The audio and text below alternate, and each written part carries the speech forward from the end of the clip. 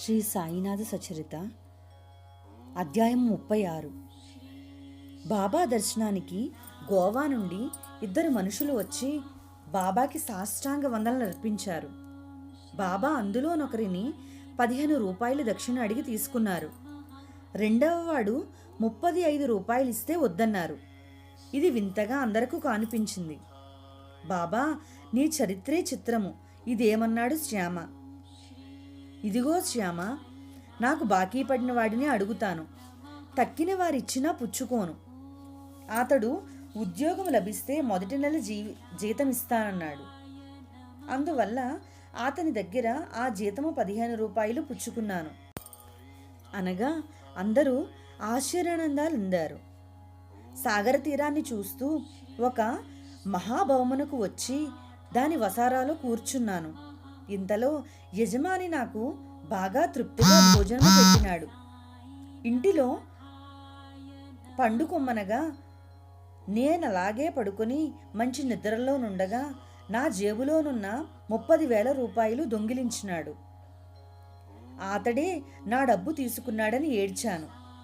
తరువాత ఒక సన్యాసి అడ్రస్ ఇస్తాను, వారి వలన నీ పోయిన డబ్బు వస్తుంది, అంతవరకు నీకు ప్రియమైన పదార్థము తినకు అని చెప్పగా నేను అలాగే చేశాను.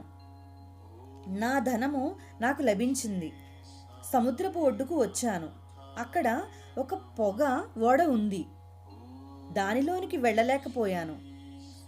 ఒకరి తోడ్పాటుతో అందులోనికి నేను వెళ్ళాను. అది ఎక్కడికో తీసుకుని వెళ్ళగా రైలుపై వచ్చి ఈ మసీదుకు చేరాను అని చెప్పగా, శ్యామ, నీవు వీరికి భోజనము పెట్టించమన్నారు బాబా. అలాగే వారు భోంచేసిన తరువాత శ్యామ వారిని అడుగగా ఇలా చెప్పారు, నేను గోవా వెళ్ళి నాకు ఉద్యోగము వస్తే మొదటి నెల జీతము నీకు సమర్పిస్తానని దత్తాత్రేయుల వారికి మొక్కాను. నాకు నెలకు 15 రూపాయలు జీతము ఉద్యోగము వచ్చింది. నేను మొక్కు మరిచాను. బాబా ఈ విధముగా చెల్లించుకున్నారు. ఇది నా కథ. నా దగ్గర సుమనాడు. వాడు దుష్ట సహవాసముతో మారిపోయినాడు. నా గదిలో గల 30,000 రూపాయలు పట్టుకుపోయాడు. నేను ఏడుస్తుండగా ఒక సన్యాసి వచ్చి, ప్రియమైన భోజన పదార్థము, నీ ధనము దొరికిన వరకు విడువమన్నాడు. బాబా గూర్చి చెప్పాను. నేను అలాగే చేయగా 15 రోజుల తర్వాత వాడే వచ్చి నా ధనము నాకిచ్చి నాకు మతి చలించి ఇలా చేశానన్నాడు. ఇక బాబా దర్శనము ఎప్పుడు గావింతునా అని నా మనస్సు ఆందోళన నంది బాబా దర్శనము గావించుకొని ఇప్పుడు కుదుటపడ్డాను. వీరు సర్వజ్ఞులు, అవతార పురుషులని బాబా ఎన్నో విధాల పొగడి తన చరిత్ర వినిపించినాడు. ఔరంగాబాద్కర్ అర్ధాంగికి ఎన్నో సంవత్సరాలైనా బిడ్డలు కలగలేదు. యాత్రలు చేసి ధర్మాలు గావించి దేవుళ్లకు మొక్కినా ఏమీ లాభము లేకపోయింది. బాబా సేవ సిరిడి వచ్చి చేసింది. తన సవతి తనయుడు తాను కొన్ని నెలలు బాబా సేవ గావించుచూ ఉన్నారు. మసీదులో బాబా తన పరిస్థితి విన్నవించుకొనాలని ఎప్పుడూ భక్తులచే నిండి ఉండుట వలన వీలు చిక్కలేదు. అలా కొన్ని నెలలు జరిగినవి. ఒంటరిగా బాబా ఉన్నప్పుడే తన గోడు వినిపించాలని కాచుకుని కూర్చున్నది. అప్పుడు ఎంతకీ అవకాశం దొరకనందున బాబా ఆంతరంగిక భక్తుడు శ్యామకి విషయం ఎరిగించి తనకు సహాయము చేయమని కోరింది. అమ్మా, నీవు అగురబత్తులు టెంకాయతో మధ్యాహ్న భోజన సమయాన మసీదు వాకిలి దగ్గర కాచుకుని ఉండు. సమయం ఎరిగి నీకు సంజ్ఞ చేస్తాను. వెంటనే మసీదులో బాబా కలియవచ్చునన్నాడు. సరిగ్గా మధ్యాహ్న భోజనం అయింది. బాబా దివ్యహస్తాలు శ్యామ తుడుస్తున్నాడు. బాబా హాస్యముగా శ్యామ బుగ్గను గిల్లాడు. బాబా, ఇదేమి పని?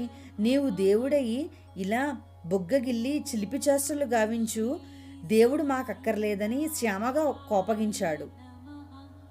శ్యామ, ఈ చిన్న విషయానికే నీకు కోపమా? సుమారు 72 జన్మల నుండి నేను నీవు కలిసి ఉన్నాయిలా గావించలేదు. ఈ మాత్రము దానికి నీవు ఇంత కోపగించవచ్చునా అన్నారు బాబా. అలా మసీదు పైని తన గద్దెపై ఆసీనులయ్యారు. అదే సమయమని శ్యామ ఆమెకు సైగ చేయగా ఆమె వెంటనే బాబాకి వందనలర్పించి టెంకాయ అగరవత్తులిచ్చింది. బాబా ఆ టెంకాయ నిటూ నటూ ఆడించారు. లోపల అంతా కొబ్బరి ఎండి టకటకమని శబ్దము చేసింది. ఇది ఏమంటుందో శ్యామ వినమన్నారు. శ్యామ విని, ఈ టెంకాయలోనున్న కొబ్బరి తిరుగుతుంది, అలా ఆమెకు గర్భములో ఒక బిడ్డ తిరుగుతున్నట్లు ఆశీర్వదించండి అన్నాడు. ఇలా శ్యామ బాబా ఎంతో హాస్యములాడుకున్నారు.